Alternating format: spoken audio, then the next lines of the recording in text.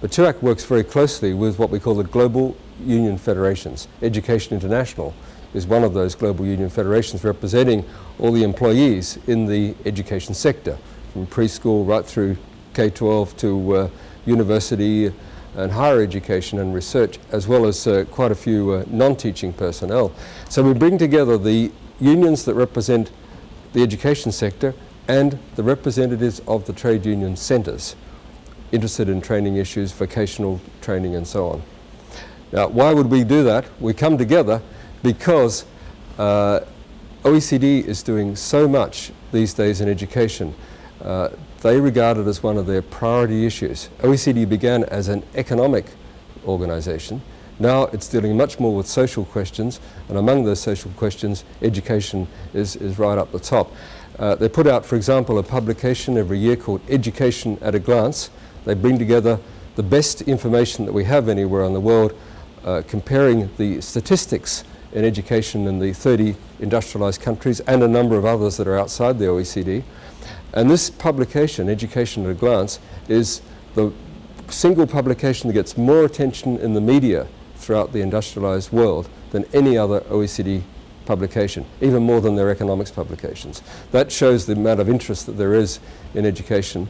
What happens is that the ministers of education and their top officials get together very, very frequently. They have all kinds of networks which deal with education policy issues, training issues and employment issues, and they're talking to each other all the time. They're working out common positions. They're comparing their policies with each other, and we as a trade union movement need to be part of that. We need to be plugged into it, find out what's happening, making sure that they're getting also the views of the trade union movement. TUAC is the vehicle to do that. As you know, when the OECD was created, they officially designated two social partners. On the employer side, Business and Industry Committee, and on the trade union side, the Trade Union Advisory Committee. So that is the access route for all of us to get our direct access. Now, of course, they have relations with other civil society groups and so on, but there is an officially recognised path which is through TUAC. We have what's called PISA, well known around the world, Program for International Student Assessment. When it comes out, it gets top headlines, front page headlines right throughout the world. The next report will come out in December of this year. We want the people to leave this room well prepared to be able to answer the questions of journalists. It's often very controversial.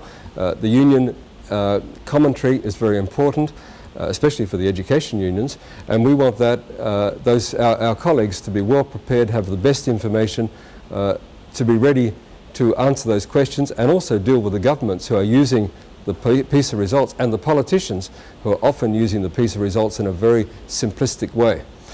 Number two example, we just had a discussion before our break about vocational education and training. Very important for not only for the education unions, but of course for the trade unions as a whole.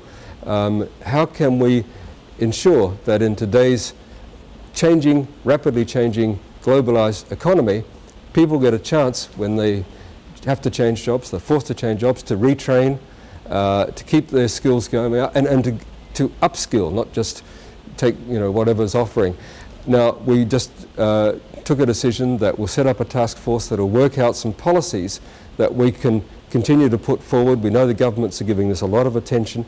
We want people to go away from this meeting knowing that they've got some views worked out together with their trade union colleagues from the other OECD countries, and we can put them forward with confidence to our governments in each of our countries.